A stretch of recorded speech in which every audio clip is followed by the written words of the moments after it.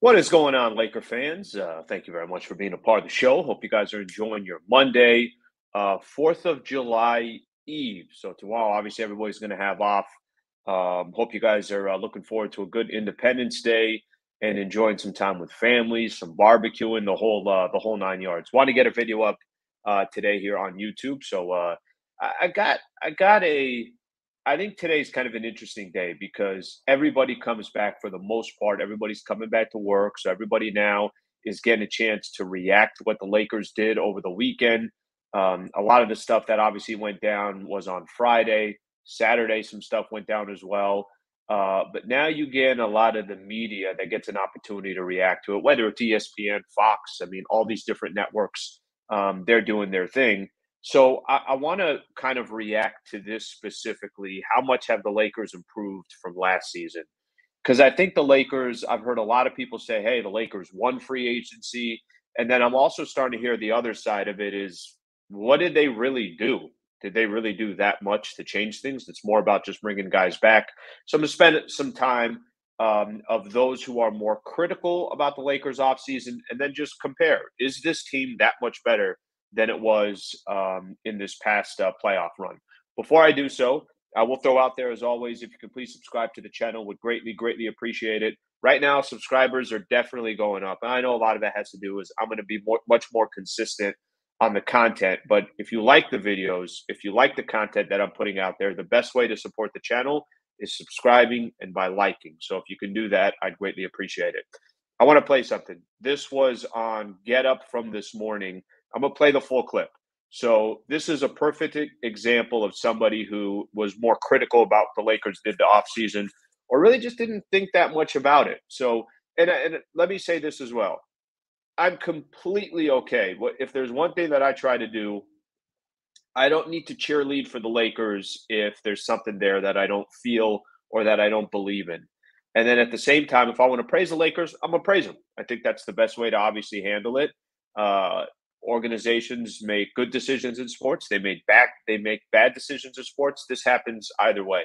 But the specific question for today is going to be how much did the Lakers really improve in the offseason? So let me play this clip here. This is from Get Up this morning. The two people that you see there is Alan Hahn. I think it was, I can't remember. Actually, I've seen the clip, but the only two that I saw here, Alan Hahn and then Tim Bontemps is the one that's more critical. These are two guys that are around the NBA. Alan Hahn does also a lot of radio. Take a listen to what Tim Bontemps thinks about the Lakers offseason and what they did in free agency. Say they brought back the same roster they had, which was a very good roster. It's still up to Anthony Davis. Are they? How closer are they to the Nuggets? They are closer. They are closer. Absolutely, they are. They were close in that series. I think they're closer because Denver got worse. Okay, stop real quick on that point. This is Tim Bontemps that's talking right now. He says that he thinks the Lakers got better because the Denver Nuggets got worse. First off, something that I will say that has not been really talked about all that much in the offseason, the Denver Nuggets, who are the defending NBA champions, give them all the credit in the world. They lost Bruce Brown and Jeff Green. If you were watching the playoffs, I certainly was. If you were watching the series against the Lakers and the Nuggets, I certainly was. If you're watching the finals with the Miami Heat versus the Denver Nuggets, Bruce Brown and Jeff Green were nice players off the bench for the Denver Nuggets. So I don't disagree with that point that the Denver Nuggets, they didn't get better. I know they say, oh, well, they got Christian Brown. They could throw him in. You're not wrong. Christian Brown's probably going to be able to come in and help them out. They got some other young players that they're trying to develop. But don't tell me that the Nuggets did not take a small step back because they lost two role players. Bruce Brown's a good role player. So is Jeff Green. Let's listen to more of this clip. I think the Lakers losing Bruce Brown. I think we're losing Bruce Brown and Jeff Green. But to me, the Lakers didn't materially get better. And if I'm looking at this from LeBron James' perspective, like, look, if he's happy, it's all that really matters, right? Yeah. But if I'm the Lakers, I disagree with that. If he's happy, that's not all that matters. At the end of the day, I think Rob Pelinka is starting to prove more and more that I can't just accommodate one player. The guy, by the way, he's not 28 years old. He's not 25 years old. He's not 30 years old. I have to do what's in the best interest of the team and the organization. And I think the more Rob Pelinka is getting confidence in doing so, I think the more it's starting to look like Rob Pelinka knows what he's doing. So I don't completely agree with, hey, as long as LeBron James is happy. No, no, no. What will make LeBron James happy is that they go out there on the floor, and when they start this new season, that these pieces work, that Anthony Davis is hopefully there a lot more than he's not, that players like Rui Hachimura is getting better, players like Gabe Vincent, that finals run that he had with the Miami Heat, he's a big part of what's happening. Austin Reeves is only getting better. Cam Reddish and Torian Prince, these guys understand their roles. Jackson Hayes, a good player. So I just wanted to pause it there real quick, because that is something that I look at. This is not LeBron James when he was 30 years old. It's not LeBron James when he was 25 years old. This is LeBron going into his 21st season. Let Rob Pelinka do his job. His job is to make the roster better, surround the right role players around Anthony Davis and LeBron James. And I don't think anyone can really argue with what Pelinka has done since last trade deadline where he made the moves they did. Let's keep listening. Lakers, and I have LeBron in his age 38, 39 season. I'm trying to win a championship right now. Yeah. And to me, the Lakers didn't add anybody that materially moved the needle closer. Because they'd gone and gotten Dante DiVincenzo, say, right? Instead of Gabe Vincent. I would have said, all right, that's a real significant addition, a guy who's clearly better than what they had. Maybe Gabe Vincent is this much better than Dennis Schroeder. He's essentially the same. And otherwise, their roster is essentially the same. Now, they were better over the second half of the season, but a lot of it in the playoffs was unsustainable shooting. I don't know if that's going to carry over. And I just don't, like Brian said, everyone's acting like they had the greatest offseason of all time. I just thought they You said like that B+, I think that's fine. But again, I'm talking about championship equity. I just don't think they got closer to that. We'll see how it plays out during the season. Okay, that's the clip right there. Tim Bontemps, Alan Hahn was those were the two kind of going back and forth. Okay, let's react to it. So I'll throw this out there to Laker fans. Does Tim Bontemps have a point? And by the way, if you agree with that, it's all good. If you guys think that, man, he made a lot of good points there. And you know what? He is right. How much did the Lakers roster improve? And you just kind of keep going off of that. Feel free to put your comments below. There's a couple layers to this, and I think this to me is, some of the most important stuff of playing that video. And I actually really like playing that video. I'm going to try to do a little bit more of that where we can get somebody's reaction. I should have done that in kind of thinking the last couple of weeks. I know there's been some good clips that I'd like to react to, but let's use what Tim Bontemps is saying. He's saying that the Lakers really just didn't do anything in the offseason. All they did is really bring back the same roster. All right, this is where I think now we could start analyzing a little bit. Here's what the Lakers did as far as players go and who they replaced and everything else, okay? So Gabe Vincent is now a Los Angeles Laker. We know the deal that he signed. Gabe Vincent is replacing Dennis Schroeder. I'm going to give Dennis Schroeder actually a lot of credit on this. I was a big fan of Dennis Schroeder. I thought he was the most underrated player that the Lakers had last year. And so much attention went to the other players. And I thought, man, can we give Dennis Schroeder, can we compliment this man more of what he's doing? I didn't watch every Miami Heat game. I saw what Gabe Vincent was obviously doing in the playoffs. His numbers were fantastic. But Dennis Schroeder also had some really good numbers in the playoffs too.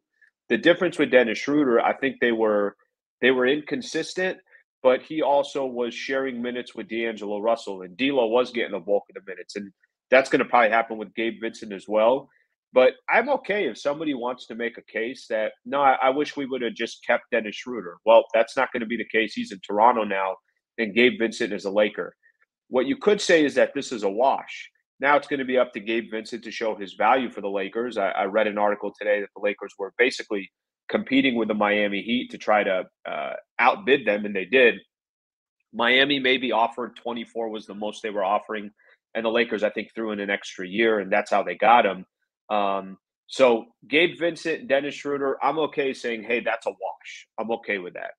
The Jackson Hayes, Mo Bamba, unfortunately, we just didn't see much. So I'm not even 100% sure what Mo Bamba was going to bring to the table, because he just wasn't there for the Lakers often enough to really see what he can give. Now it's Jackson Hayes.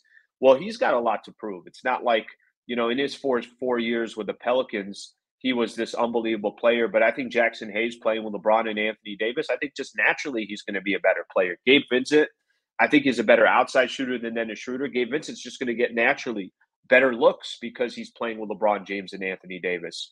And then the last ones that I want to compare, Taurean Prince and Cam Reddish, you're basically bringing in from Malik Beasley and Lonnie Walker. I think the Lakers got bigger at those positions. I think the Lakers, Taurean Prince, I think is a very underrated player. I think a lot of Laker fans are going to like his game. 3-and-D type of player. But he's also, I think both of these players, Taurean Prince, Cam Reddish, these are bigger guys. These are stronger guys. These guys got a better wingspan. I don't even want to talk about Malik Beasley because he did nothing for the Lakers, nothing. So there's no conversation there. Lonnie Walker is the only player that you could say, well, he was a big piece of what you were doing early on. But as the season progressed, other than that, what was it, Game 4 against the Golden State Warriors, how many times did we even talk about Lonnie Walker? So I think for me, I get the point that is being made by Tim Bontemps. I get the point is, well, what did they really do this offseason? I think their roster is better than it was last year.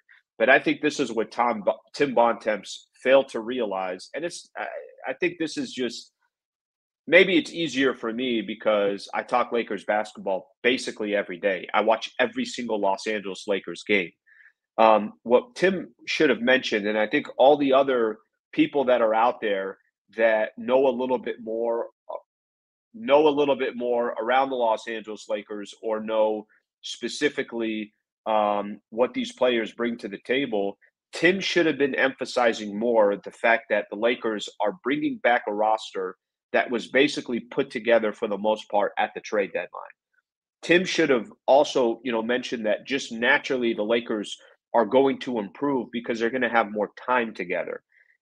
That's the thing that I think first off, I do think the roster is better than it was last season, post-trade deadline. Some of the players, I'd rather have Taurean Prince. I think Cam Reddish, I don't know what the Lakers are going to get from him, but I think he's a work in progress. Jackson Hayes, a work in progress. I don't think he really gave up much on the other side. The only argument I make is Dennis Schroeder. He was a really nice player for the Lakers, but Gabe Vincent, they obviously feel confident about. That's the only thing that I'm going to mention, I think is the most important point to mention. It's not just what the Lakers, it's not that they just re-signed their players and made a couple changes. It's the fact that they get to bring all these players into training camp. It's the fact that they get to play these players in the preseason. It's the fact that you get 82 regular season games together. That will naturally improve the roster because of the continuity and how much time that the Lakers have together. That, I think, is the thing that wasn't emphasized enough. Here's another thing that I want to mention that I think is incredibly, incredibly important as well. Did you see the contracts that the Lakers got these players in? Did you? And this is, I think, what got most NBA or even Laker fans, or in this case, some experts out there, what made them think that the Lakers won free agency or that they had a really good free agency. Look at the flexibility that the Lakers have if they need to make any moves. I'm not talking about just by this upcoming trade deadline. D'Angelo signed for 2 years, $37 million. That's an incredibly, incredibly flexible contract. Rui Hachimura signed for 3 years, 51. That's an incredibly flexible contract for a player that has a great amount of promise, has a perfect NBA body, and has certainly found his stock rising in the NBA playoffs. Austin Reeves could have been the steal of the offseason by only paying him 4 for 56. So for me, those are the things that I pay most attention to. It's not just what you brought back and what you added. It's the ability to say, hey, these guys now all get to play together.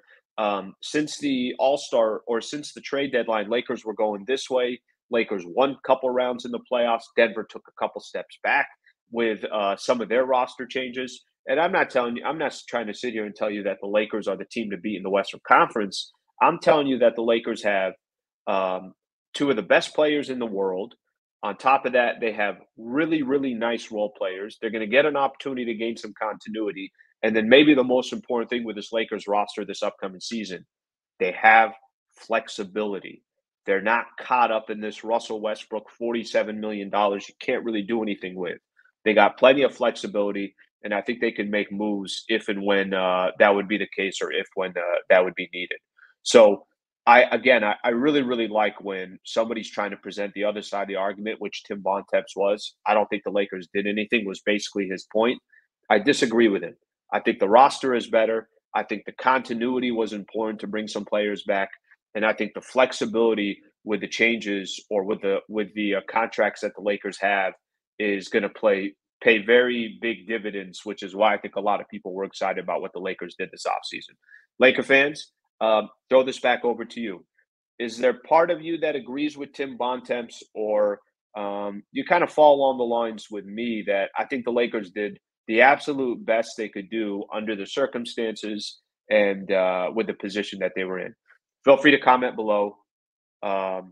Please subscribe to the channel. Again, I'm going to remind everybody, I'll keep reminding, if you can subscribe to the channel, it means a lot to me. It's great for the channel as well. And give a thumbs up if you like the video. All right, Laker fans, we'll be back soon. Appreciate you guys taking the time to watch the video.